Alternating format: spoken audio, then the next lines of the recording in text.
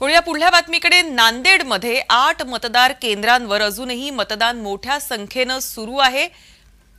तर आपण बघतोय की 8 मतदान केंद्र अशी आहेत नांदेडमध्ये जिथे अजूनही मोठ्या संख्येने मतदान हे सुरू आहे।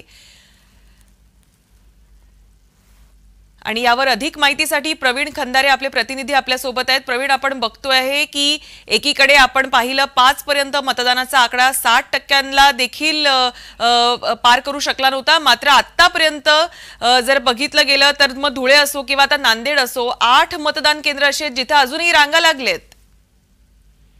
नक्कीच नांदेड शहरातील 8 मतदान जे केंद्र आहेत यावर 6 वाजेपर्यंत हे जे मतदार जे आहेत ते आले होते आणि एकूणच पाहता नांदेड शहरामध्ये राष्ट्रीय उत्सव साजरा केला जातो का असंच दिसून येत आहे।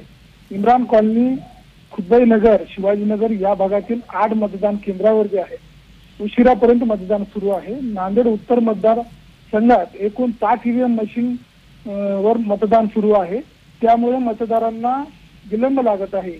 या 8 मतदार केंद्रावर प्रत्येकी 100 ते 150 मतदार हे आतापर्यंत मतदान करण्यासाठी उपस्थित आहेत। त्याच पद्धतीनं नायगाव जिल्ह्यातील मतदारसंघातील येथे रात्री उशिरापर्यंत मतदान सुरू आहे, कारण 2 वेळा कंट्रोल युनिट बंद पडल्याने मतदार प्रक्रिया बंद पडली होती। मतदारांनी रांग लागलेली होती। रात्री 8:30 पर्यंत या मतदान केंद्रावर 100 ते 150 मतदार रांगेत उभे होते।